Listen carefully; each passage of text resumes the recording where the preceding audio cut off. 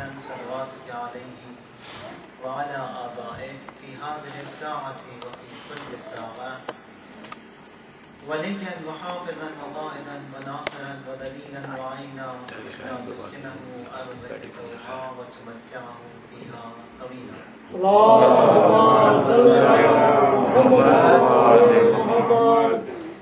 For the well-being of the Imam of age, for the well-being of all mu'mineen and mu'minat, for the destruction of those opposing every mu'min, so that every evil is ousted from each one of us in every form.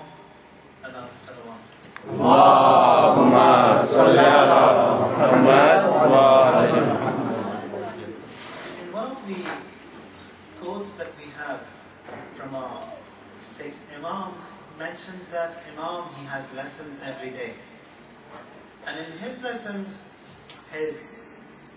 one of those who attends regularly is Zurara. Zurara is one of the reporters from whom these authentic ahadith that we have been mentioned.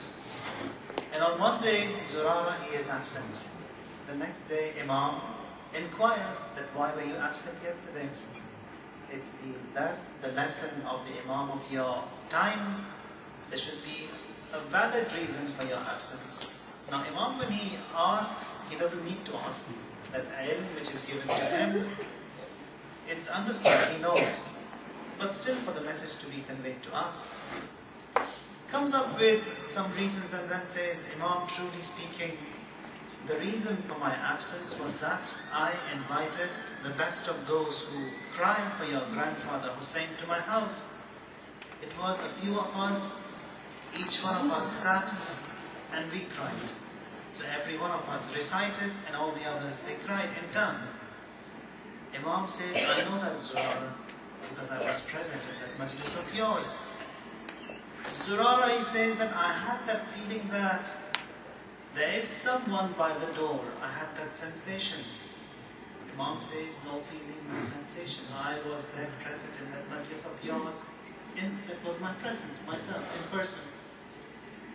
Zurara says, Imam, if you had come, why didn't you come in? He says, how could I have come in? My mother Zahra was sitting by the footwear. So, a majlis which is held, Abdillah, it is great. And then Imam continues and says that wheresoever a majlis is held and the reciter and the listener, it's a one-to-one majlis, just two people, says the third one, are we the Ahlul Bayt. A service provided to this household, it never goes waste. Any investment, any step in the way of Ahlul Bayt never goes waste. And if it is the mission of Zainab Kubra, she herself helps.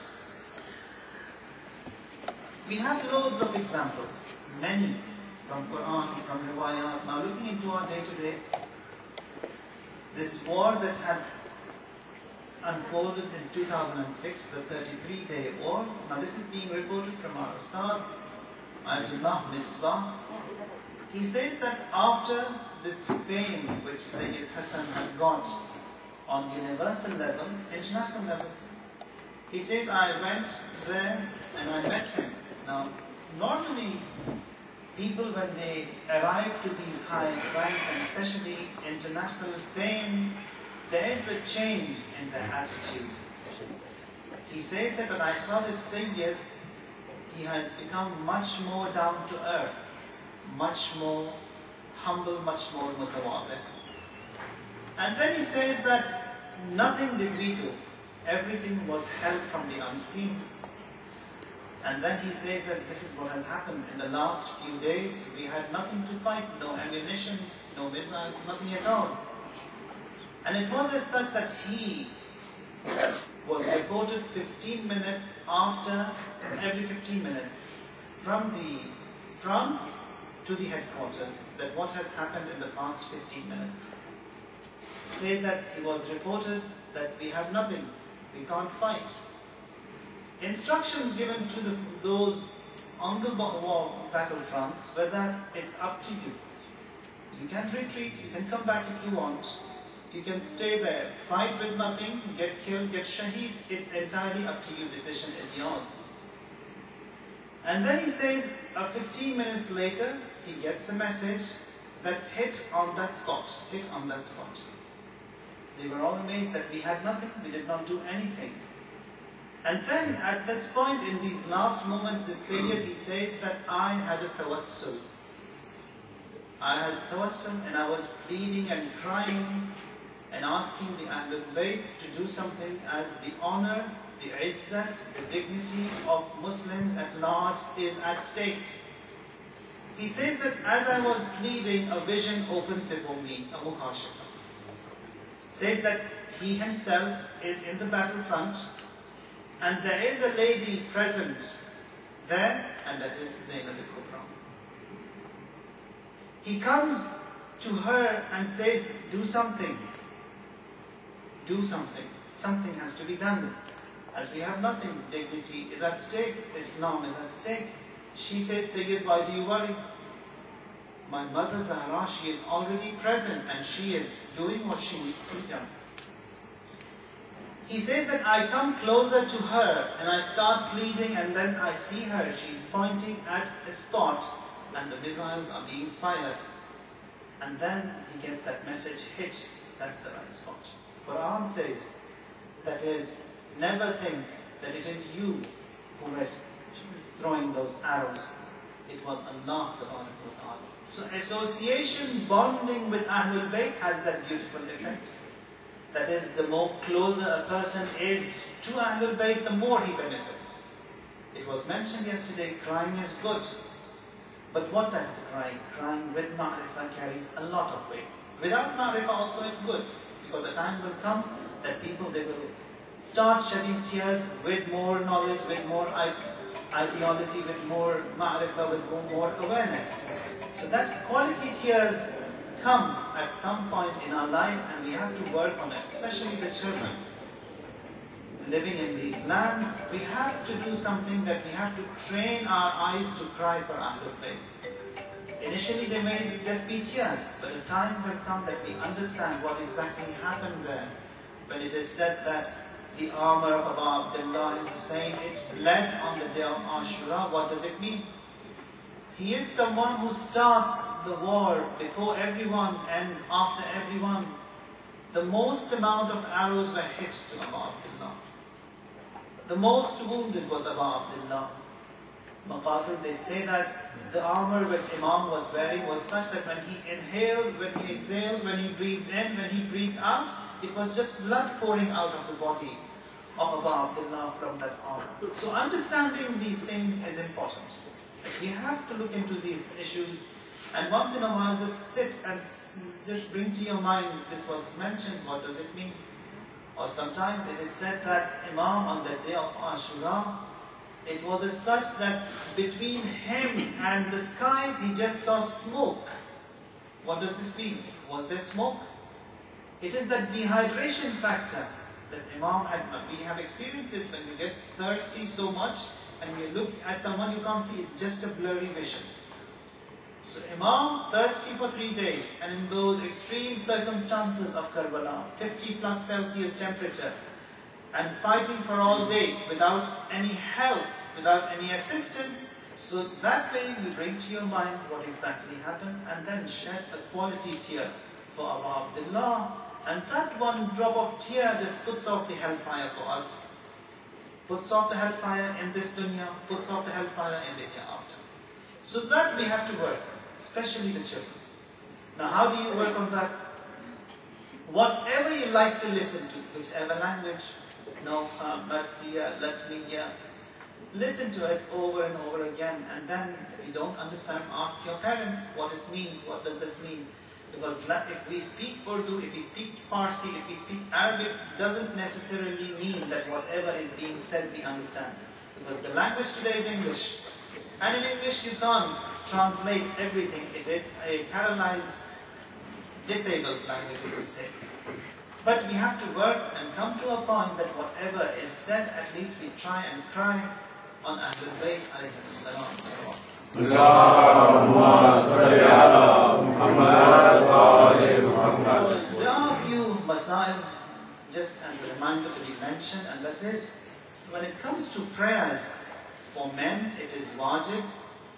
Fajr prayers, Maghrib, the first 2 rak'at, Isha, the first 2 rak'at, you have to recite them loud when you are doing it yourself, that is when farada. In Jama'at, you don't need to recite them. So, in your farada prayers, you have to say them loud. Loud meaning that you recite the surahs in a way that you hear it yourself. So it shouldn't be a whisper. When you recite, it's 2 types of recitation. It's either a whisper, that you, it's a husky sound, or you have that little or that faintest voice of yours which is added to that husky sound of yours, that will be known as reciting loud. That is the minimum of it. We are not allowed to yell and shout also in namaz, that way that namaz also becomes problematic. So man, Maghrib, Isha and Fajr, the first 2 rak'at, you must recite them loud. If by mistake, unknowingly, you recited them in ikhfa, that is silently, it's okay. But knowingly that mas'ala, you recited them silently, you have to repeat that prayer again.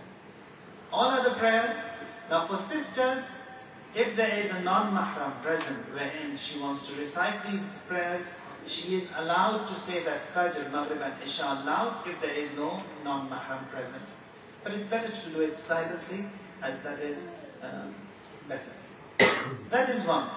The second thing is that many of us, or all of us, we've got something wrong that we have done in the past. Maybe it's prayers, maybe it's the covering, maybe the dress code, anything. There might be a lot of wrong in us. Now when we talk to each other, we have no right to mention that. For example, I did not pray when I was young. I did not observe hijab when I was young. You don't need to say that. Muslims, mu'mineen, they have an ihtiram, they have an honor, which I myself have no right to tarnish it. If I do that, I am committing a sin. Confession in Islam is haram. Even if I have a bitter past, a negative past, a black past, a dark past with all that sins, I shouldn't mention it. The quality of a mu'min, that is that adalat factor, it is that the present situation of his. You look at what he is now.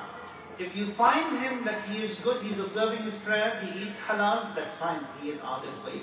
You don't need to go back. So that way we find people who were good in the past, now they have a bitter present. So we can't say and judge them based upon their past. It's always the present factor, and you look into those masail of whichever mujtahid you follow, you find that the first mas'ala says that you have to be in the taqleed of someone who is living now, not 50 years ago, who is baligh now, not 20 years later. It says that adil now, not that he was adil 5 years ago, no. So all those conditions, qualities that are present, they are present qualities, so the same thing applies to us. If I had sins in my past, I have no right to mention them to you. If you had, God forbid, you don't need to mention it to anyone else. So that is that dignity of mu'min has to be observed first by myself and then by others. So the other thing is that we who are organizers of affairs, organizers of programs, organizers of majalis, whatever, to whatever level, we find that at a time when we do a lot of good stuff, it was mentioned yesterday, there are khutuwat shaitan. Shaitan comes and attacks slowly. Doesn't come and say that, come on, this is the bottle of liquor, have it. He comes, attacks slowly. He comes and says, there is no one better in this group, you are the best one. Slowly that urge, that pride factor starts developing in us, and we come to a point that we think that there is really, we are the only ones. If we were not there, this would not have happened. So we have to be careful from this shaitan, distance as much as it is possible from him. That urge never stems in us. Now all this a lesson to myself first. To you brothers and sisters, a reminding that we have to be careful when it comes to shaitan and how he attacks. One more reminder, and that is, it was mentioned throughout these nights, that is, Allah, He has two types of mercies. One is that general mercy open to everyone, and the second one is that Rahimiyyat reflection of Allah, which is that special share of mercy, and that is towards the mu'mineen. So this also has to be enhanced as much as it is possible. The benefits which we get from Ahlul Bayt are from that Rahimiyyat reflection of Allah. Only we get. Everyone doesn't get. Why do we get that? Because we are attached to Ahlul Bayt. It is only for the Shias, for the mu'mineen. Others benefit from that general mercy of Allah, not from the special mercy of Allah. Special mercy of Allah is shafa'at. Special mercy of Allah is helping graves. And that is seen in the quotes that we have from Ma'sumeen alayhim as-salam, Imams.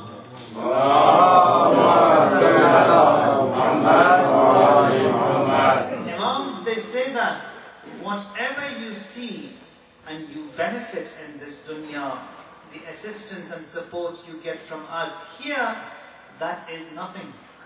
It's just a fraction of a fraction of a fraction you see here. Everything which is you will be getting there, part of it or a lot of it will be seen in the graves in Barzakh, and the rest of it in the hereafter. So what we benefit now, the examples that were mentioned, how Ma'sumeen are present in a Majlis, how Ma'sumeen, their support, their help in battlefronts towards the mu'mineen, all that is just a fraction. The rest of it is going to be in the hereafter. Now to enhance this, there are a few things. We talked about khawf, fright, long time ago. That is, to be scared, to be afraid, which is a good quality. Now khawf also is of different kinds. You've got khawf, which is mamduh, which is respected, which is accepted, and we have khawf, which is not accepted, which is not nice. Being scared of, as you say, scary cat, that is not a good quality. But sometimes being scared and to be afraid of what is going to unfold on us because of our bad performance, that is good. That is the khawf of Allah, fear of Allah, we have to have that. Now how to apply this fear of Allah on us? We say that sins are bad, we shouldn't be sinning, it is haram. Now it's simple to say, but why is it haram? And what happens if someone does a haram? That has to be analyzed. Now I'll give you an example. One of the great ulama that we have, he is the Ustad of Irfan of Marhum Imam Khomeini, it's Ayatollah Shah Abadi. He has just a few students, not many. Many ulama, they have hundreds, thousands of students. Now this one has only 7. Throughout his life, he educated only 7. One of them is Imam Khomeini. And in this study circle is Ayatollah Araki as well. He is reporting this. He says that on one occasion, one of the students of Marhum Shah Abadi, Sayyid Mahdi, he gets up for his night prayers, Namaz Shab. And the layout or the construction in Iran is such that houses in the old Iran were raised. That is, part of the house was in the basement, part of it up. Now his room was up. To get to the yard, they didn't have any ensuite bathrooms and all that. Bathrooms, washrooms were outside in the yard. And there was a pond in every house, in the middle of the house. He says that he comes out of his house to go to the yard to perform his wuzu. He says that my house wasn't my house, as if a shrine, a huge big haram with hundreds of rooms surrounding that house. I was amazed to see that where am I? How come my house has transformed to this place? He says, as I come towards the pond, the house, to do my wuzu, there I see there is a voice coming from one of the rooms. I go towards that room and there I see that voice is just increasing and increasing.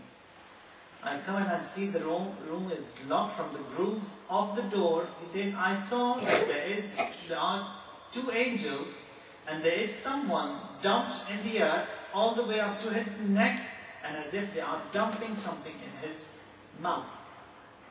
He was restless. He just starts banging at the door. Open, open, leave him. Don't hurt him. Nothing happened. Rushes straight to his Ustad, Marhum Shah Abadi, at that night, that is before Fajr, and he starts banging at the door of his Ustad. Ustad, he comes to the door and says, Sayyid Mahdi, they showed something to you. And you just panicked. He hasn't said anything to his Ustad yet. He hasn't opened the door yet. Says, they showed something to you and you are panicking. Why? Ustad, he opens the door, he hugs, as he was just terrified. And then he says, what was this I saw?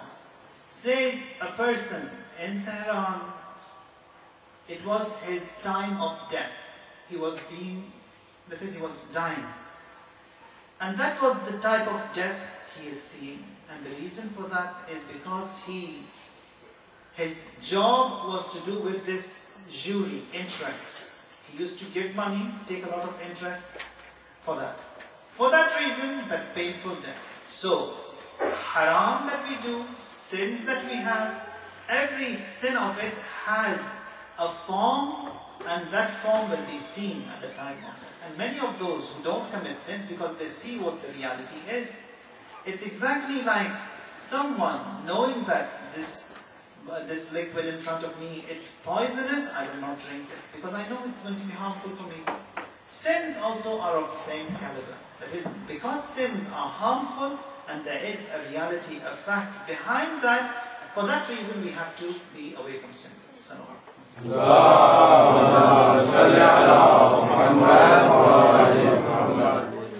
of the other things is, it's the day of Arbaeen and we have about 17 to 20 million mu'mineen present in Karbala. How is that possible? Karbala, those of you who have been, it's just a small piece of land, not huge. If you look into Karbala now, it's 1/4 of the population of England present in that small land, small town. How is that possible? So here we find that the teachings are such that this land of Karbala, it expands to accommodate everyone in it. That is that miracle which happens on this day. It is seen even during the time of Rasulullah sallallahu alayhi wa sallam. Abu Zar, in one of these battles, he sees Rasulullah and Amirul Mu'mineen are present. He says that I want to invite you to come and have your dinner with me tonight. Now he comes and says, informs his wife that I've told them and they will be coming here for dinner. Now in the battle, Rasulullah, he has 1,000 soldiers with him. Now he leaving the soldiers and going for a meal doesn't look nice, and that is against the etiquettes as well. Now he comes when it is time for food. The wife has prepared something, a meal for the two of them, and Abu Zar and herself, 4. Now Rasulullah, he comes and says that we have come for the dinner and I brought all the soldiers, 1,000 of them, and they will be your guests. Now he doesn't say anything to Rasulullah, that is that adab, iman, which he possesses, that is the highest level of iman, comes and says to his wife that Rasulullah has brought with him all of those 1,000 men to this small house of ours, and they will have this meal with us. The wife of Mu'minah, she says, don't worry. If he has invited, he knows what he has done. Says that all of them, they come, they have their meal, they leave. And then Amir al-Mu'mineen and Rasulullah also have their meal. And they have left, whatever she has cooked has remained. That is barakat. How come so many people accommodated in that humble dwelling of Abu Zar? How come so many people were fed from that little pot that was cooked by the wife of Abu Zar? All these are things which exist and we have no calculations and we can get to nowhere, but that barakat is something which is given by Allah. Barakat is provided by Allah. So sometimes we find that there are 3 factors: time, place, and also people. Allah gives barakat to someone's time. You find that it's that one day which is given to me, one day is given to him, productivity from that one day, which he gets, it's massive, huge. What I get, it's nothing. How come? That is that barakah. Here we find that Marhum Ayatullah Bahjat, throughout his day, 12 hours of his day was spent in worship. So sometimes these worships which he had, his son, he says that on and off, we used to come and tell him that if he could reduce this, he would. We cannot say that to him. We used to tell him this way that your caliber, your knowledge, your students, if you give more time to them, and for that you need to study a lot more, so that way this worship of his will be reduced. He says that if I reduce from this worship, the productivity of my delivering lectures and teaching, it is reduced by a lot only because of this worship.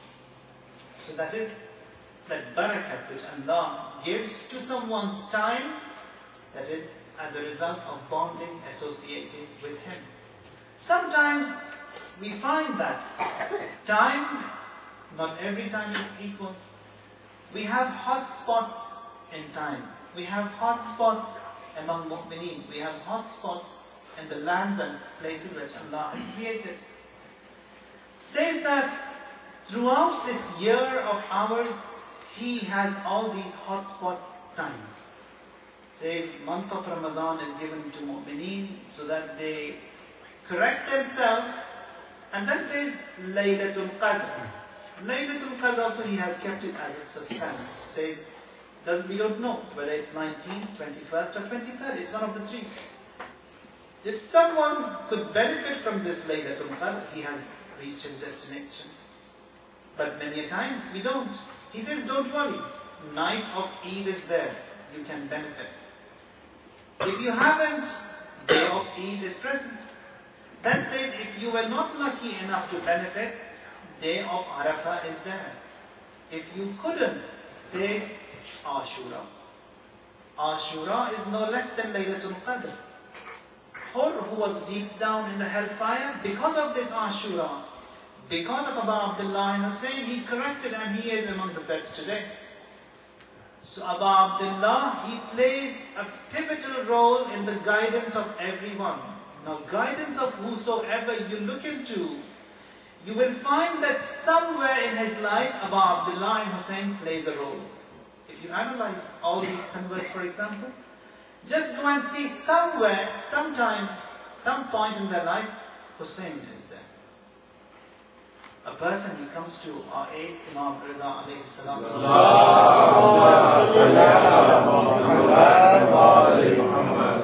And in that conversation, Imam replies that kulluna sufunun najat. That is, all of us, all ma'sumin, we are, sufun is the plural of safina, meaning ships, arks. Says that all of us are the arks of guidance. But Hussein, it's different. Ship of Hussein, awsa, much vast. Wa asra, fast. That is, you want to get corrected, come to this doorstep of Hussein. You want to get to your destination, to this doorstep of Hussein. Everything is found here. Every lost is found here. In one of these majalis that was held in Tehran, they have majalis every house. Now here you've got one on a weekend, for example. There they have majalis 10 days. Many of these houses they host. And the program was such that first it was Maghrib and Isha prayers, followed by Ziyarat Ashura. Marsiya they don't have, speech, and then Latmiya, Matam, and then Ziyarat and conclude. Then they have the food. Majlis was for 10 days, and there was a group of boys who come to this Majlis only at the time when the food was being laid. So none of the components of that Majlis, that is Ziyarat, prayer, speech, Latmiya, they were absent. Only when the food was laid, they knew it's going to be 9 o'clock, the food will be served, they come. Every day that was the pattern. Now on the 9th, that is Tasu'a, the host, he says that what is this? This is not fair. A Majlis with all this program is being conducted and you just come to eat. Now that group of 4 or 5 boys, who had nothing to do with deen, only it was the attraction of Abu Abdillah, brought them to this table. They got offended and they did not come the next day. Here Abu Abdillah, that very night, comes in the dreams of this host and said that, why did you turn them away? Says that, did they come to your house every day, 365 days of the year? Says no. Says, why did you turn them away? He says that namaz they don't offer, ziyarat they don't listen to, speech they are not part of it, latmiya they don't, and then it's only the food. Imam says, did they come for you, looking at your face, or was it that banner of mine they saw and they came? They were my guests. Why did you turn them away? Go and bring them back. He says, I came to them, found them where they live, and told them to come to Majlis tonight. They say, why? Yesterday you kicked us out, you offended us, you disrespected us, and tonight you want us to come back. Why is that? He did not want to say what happened, and then he says, this is the reason. Says, that was the turning point in the life of those 5 boys. Those who had nothing to do with deen has everything to do with deen now. So Safinatul Hussein awsa, Safinatul Hussein asra. Ship of Hussein, it's vast, it is fast. No matter how much wrong we may have in our system, that can be corrected, that can be forgiven.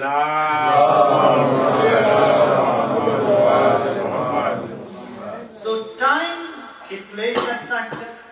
People also, not every person is alike. The teaching that we have is that you never underestimate any person. Maybe that person who you want to hurt, be a waliyullah. You hurt a waliyullah, you've hurt Allah. You please a waliyullah, you please Allah. And the same thing is with places. Not every place is alike. Certain places, they are great. In Kamil al-Ziyarat, we have a hadith. It says that everything in this creation of Allah, it speaks.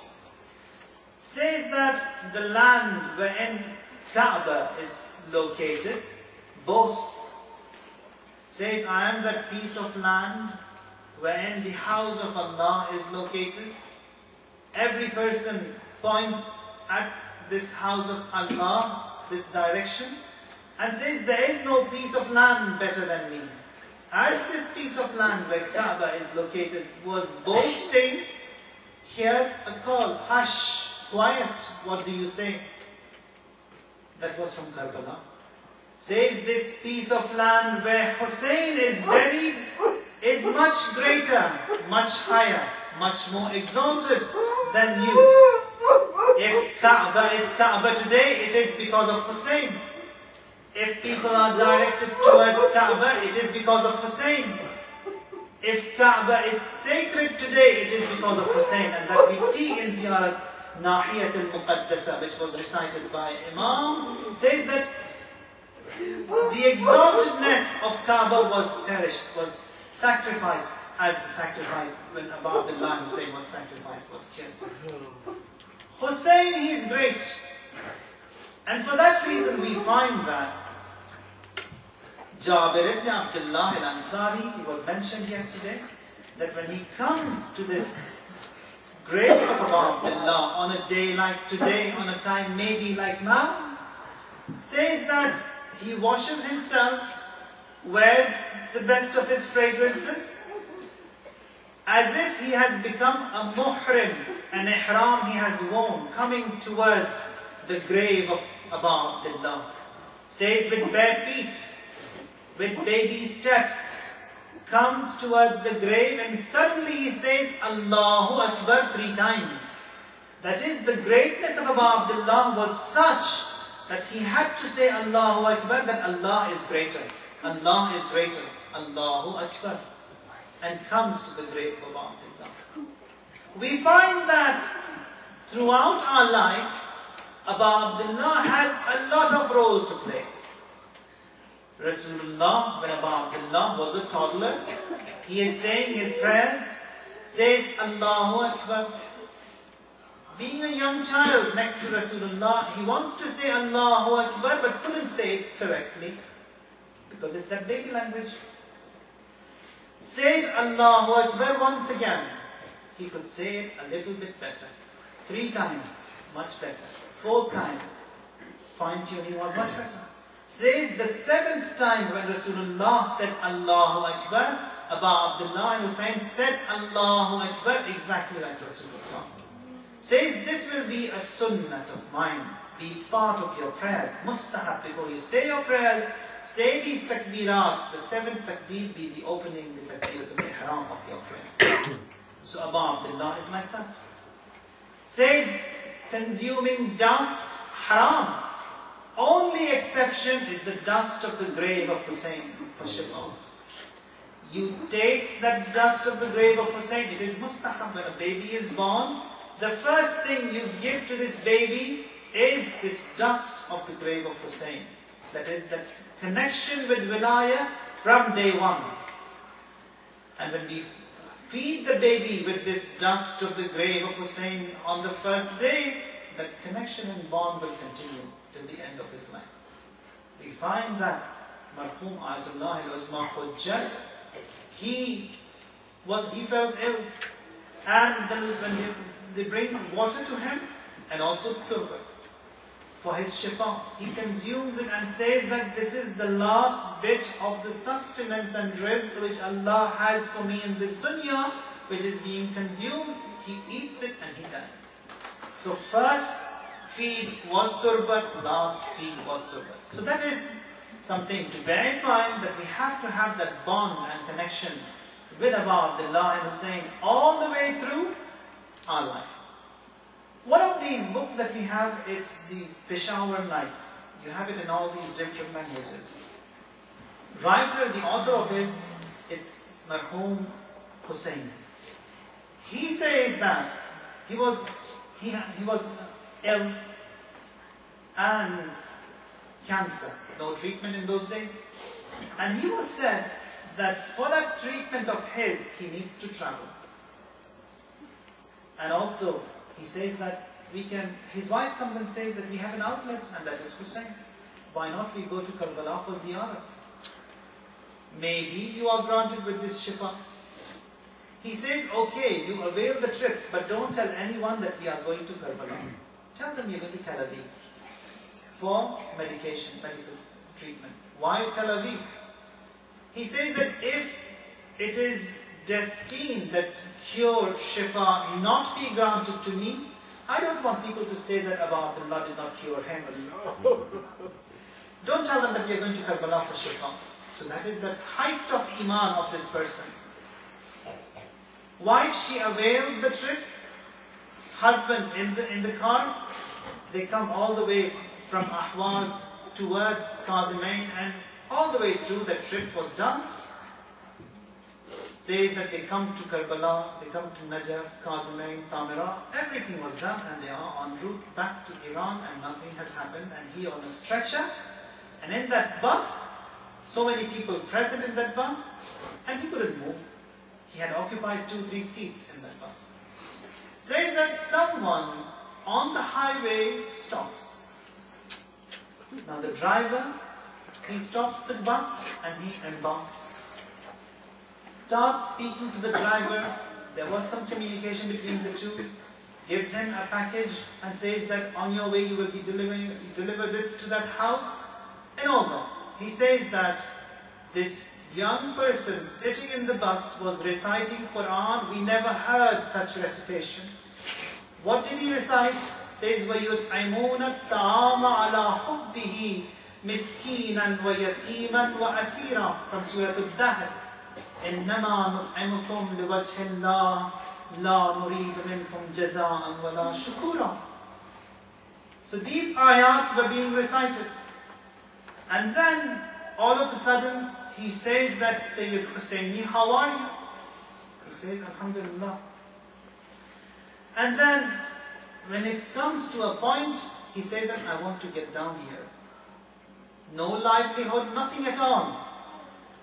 He stops the bus and this young person comes out of the bus, and Sayyid Husseini, when he was asked that how are you, he said that what his problem is, he says you'll be fine now. That's it, you'll be fine. Says he stops the bus, and as he disembarked, now they saw that it's such a wonderful person reciting Quran in such a beautiful way. As gratitude, as ihtiram, as respect, everyone comes out to see him off from the bus. This person on the stretcher also, he walks behind him. Everyone was amazed. At that point they were just shaken, they were confused that what happened. But when the bus started moving, they see this Sayyid who was so ill that Shifa has been granted. When they turned back to see who it was, Ghaib, that was the Imam of age. Iman you have with Imam, whatsoever you want you get. So many examples were mentioned throughout these nights that Ahlul Bayt are there. No matter what dead end, that dead end can be opened outlet is Ahlul Bayt. We be with them. They say that you don't need to learn a lot. Whatever you've learned, stick and abide by it, practice it. The rest of that we will teach you.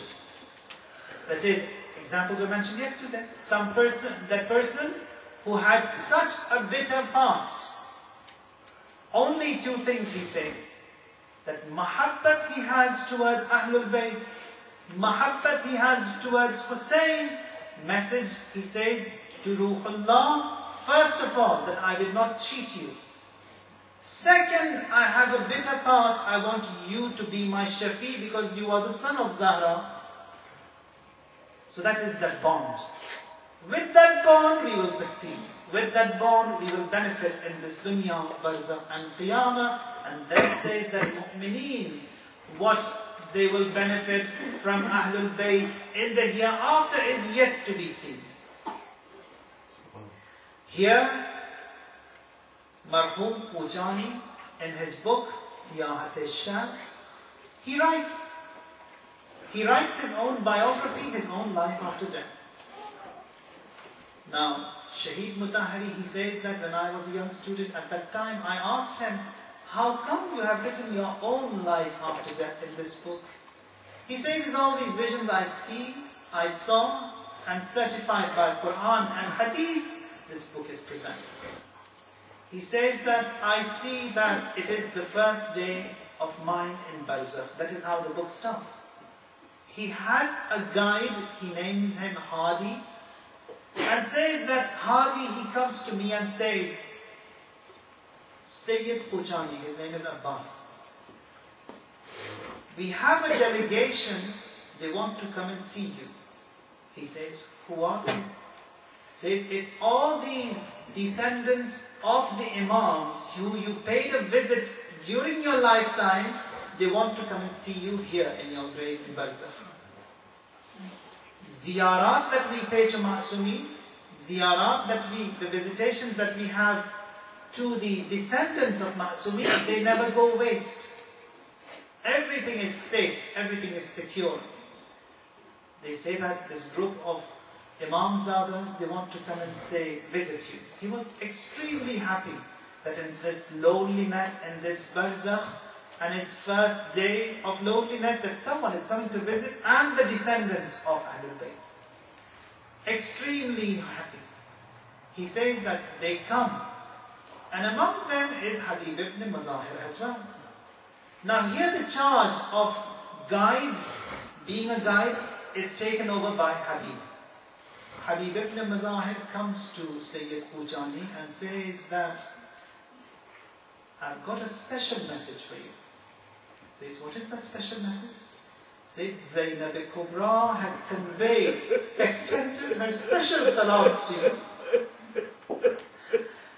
And then he says that, furthermore she has said, all those discreet crying of yours, those discreet tears you shed on my brother Hussein in the azar of this household, all that is safe, all that is secure, all that will be paid back to you. He says that as this communication with Habib was continuing, at a distance, I see there are two young lads, both of them armed. as if swords hanging by their waist. I ask Habib, who are they? He says, one is Abul Fadl al-Abbas. Says, the other one is Ali Akbar. Habib says, Sayyid Puchani says, do you need to be armed here in Barzakh? He says, you don't need to be armed in Barzakh, but because it was their desire, their wish to support and to help the Imam of their time, Abu Abdillah and Hussein, they had high hopes, high aspirations, high desires, which could not materialize whilst they were living in this dunya. They are waiting for the Imam of age, the 12th Imam, to arrive, for them to return and to serve him, so that their wishes, their desires are met. Ali Akbar and Abu Fazl al-Abbas. We find on the day of Ashura, Abu Fazl, he is the backbone of Abu Abdillah. As long as he was there, Imam also was strong, he was firm. When he sets off to the river to get that water, he was shot. One of his arms he loses, holds the vessel with his other arm. He is shot. And as that vessel is to drop, he holds it with his mouth. He is shot again. Falls to the ground.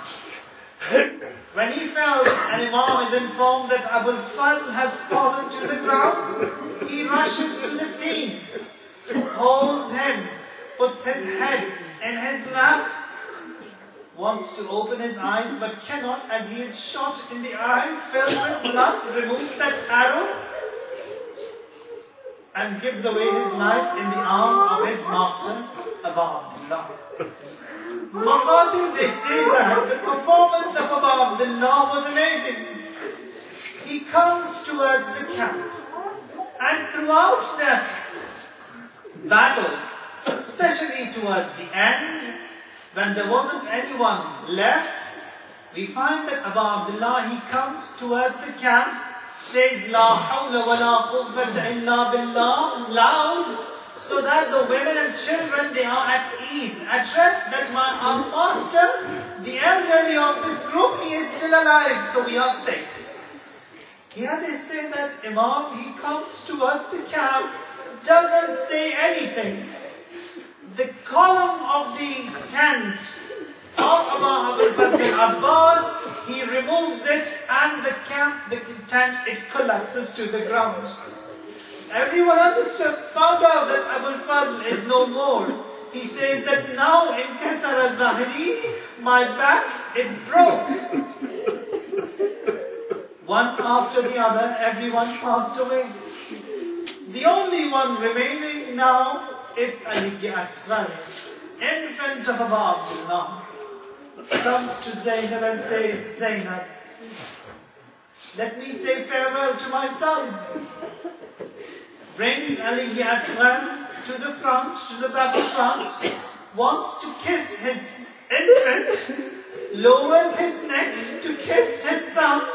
Before he kisses that three-headed arrow of that mal'oon, it lands onto the neck of Ali Asghar. It was a three-headed arrow, and Maqatil, they say that فَذَبَحَهُ مِنَ الْأُذُنِ إِلَى الْأُذُنِ, and it sliced the neck of this infant from one ear to the other, and this infant, dehydrated, weak, couldn't even sigh, and that way gives away life in the arms of his father.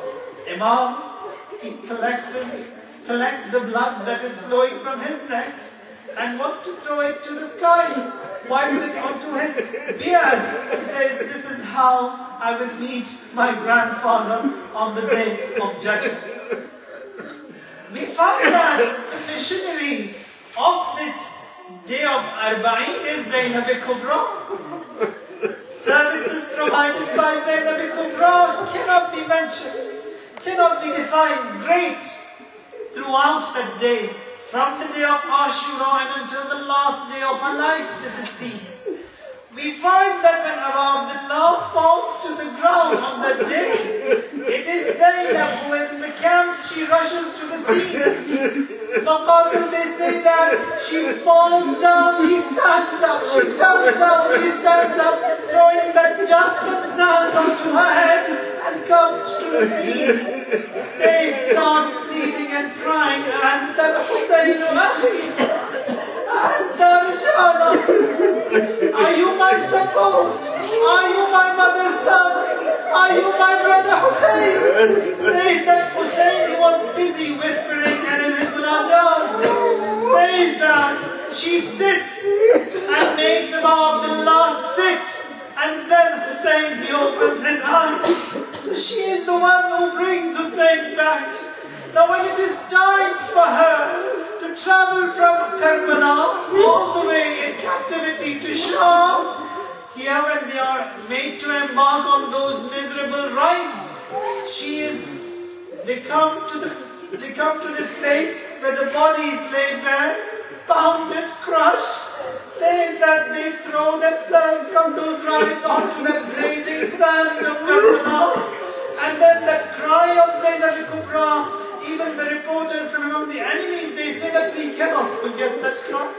How she pleaded for her brother, how she cried for Hussein. When she wants to embark, she is reminded of that day, that throughout her life she had 7 trips, that when they were alive, on one side it was Ali Akbar, on the other side it was Abul Fazl al-Abbas. They helped her ride and embark that camel. But now Zainab Kubra has to take the charge. She helps everyone embark, and she is the last one to get on, and there is no one to help. Ala la'natullah ala al-qawm al-zalimin. Wa sayalamu alladhina zalamu ayya munqalabin yanqalibun.